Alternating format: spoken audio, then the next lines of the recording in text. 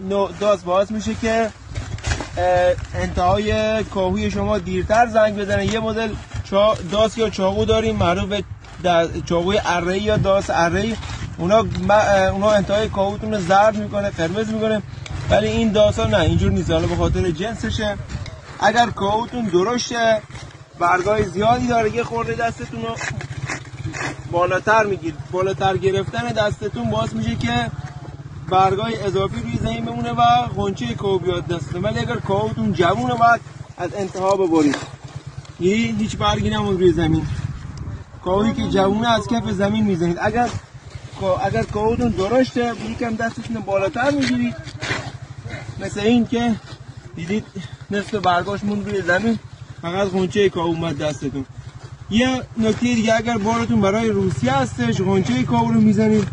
باز اگر بارتون برای دبی یا خلیج کلن کاهوی با برگ میزنید. این هم نحوه برداشت کاهوی رسمی هستش. این هم نمونه کاهوی رسمی دسکول هستش.